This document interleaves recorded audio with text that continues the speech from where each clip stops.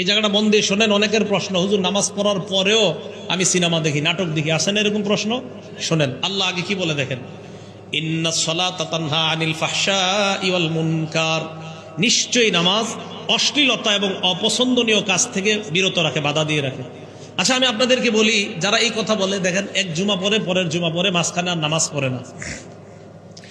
একদিনে 5 ওয়াক্ত নামাজ যদি কোনো ব্যক্তি পড়ে, তাহলে অন্তত মোটামুটি ভাবে বললো 1.5 ঘন্টা লাগবে। কয় ঘন্টা? একদিনে 1.5 ঘন্টা হলে 6 দিনে কয় ঘন্টা হয়? 9 ঘন্টা।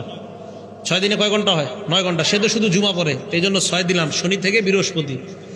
9 ঘন্টা সময় যদি সে মসজিদে থাকতো, এই 9 ঘন্টা তো তার গুনাহ হইতো না। বুঝে নাই মনে হয়। আরে 9 ঘন্টা মসজিদে থাকলেই গুনাহ হইতো। তো এই তো নামাজ আপনাকে অশ্লীলতা থেকে বাধা দিচ্ছে। তা আপনি মসজিদে থাকার সময় বাড়ান। যেমন আজকে এশার নামাজ কেউ পড়লেন, 25 মিনিট মসজিদে ছিলেন, এই 25 মিনিট কে কে নামাজে দাঁড়ায় সিনেমা দেখবেন? বলে না কেউ? দেখবেন? আচ্ছা 25 মিনিট পরে একজনে আপনারা জোর করে বসাইছে তালিমের মধ্যে, বসো। তা আপনি বসে গেছেন, মনের ইচ্ছা না থাকা সত্ত্বেও। তালিমে বসার পর চক্ষু লজ্জায় উঠতে পারতেছেন না, বসছেন। তালিম হয়ে গেছে আরো 25 মিনিট, আগের 25-এ আর এই 25-এ কত হলো? এই 50 মিনিট তো আপনি গুনাহ করেননি। এই জন্য আপনি নামাজ আপনাকে অশ্লীলতা থেকে অবশ্যই বাধা দেয়।